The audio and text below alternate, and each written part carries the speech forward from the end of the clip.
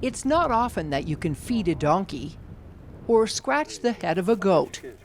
But neighbors and others in St. George can experience what it was like to live back in the days of the pioneers when they visit the historic Seegmiller Farm.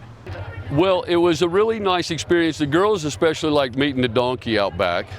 City leaders held an open house and barbecue at the historic farm site.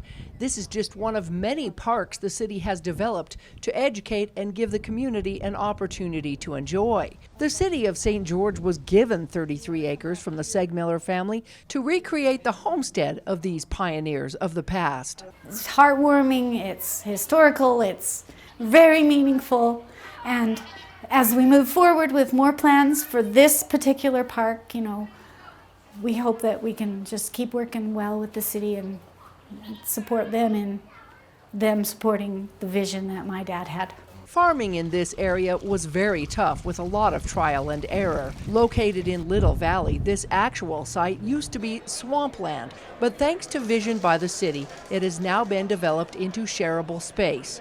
This historic landmark can be used now by residents and visitors. When we do a park or a trail, it needs to be the finest we can do.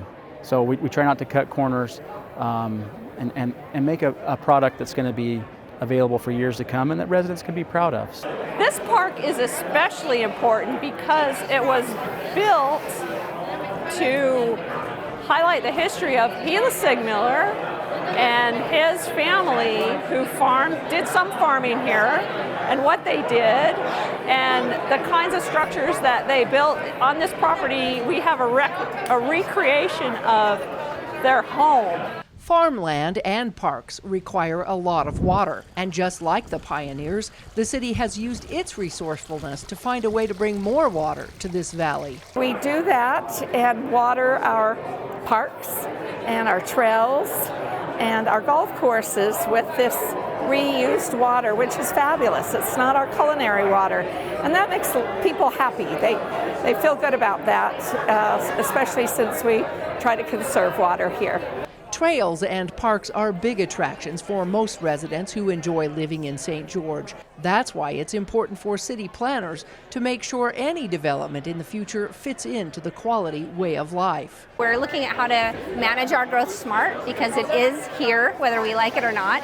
So we're looking going up as well as out, and then how do we move out safely so that we can preserve some of this beautiful landscape that we do have. And it's really important for us to be here with the public because they come and they share with us their thoughts and their ideas, and it really informs us as city servants to be able to bring that back into the planning process and economic development and how we then move forward. I wish every city council meeting were like this, where people can just come and approach us and ask questions, get information. The more informed the public is, the more feedback we get, the more likely we're going to get it done right. Shane Wood brought his family to the event. He thinks it's great to be able to give feedback, and he plans to run for city council. And be involved in that, so that you can get an input as to what's going on, and that way you can feedback what you'd like to see different, if maybe anything. Green space is also an essential part of the equation. As we see our city expand and our whole community expand, if we don't protect green spaces like this, we'll lose them, and we'll lose them forever. And so it's really with profound gratitude to the Seegmiller family and to the city of St. George for having the vision to put this together. We'll discover how this green space is used in part 2 of our Seegmiller Historic Farm. In Little Valley with Samantha Berg, Melissa Anderson, Community Education News.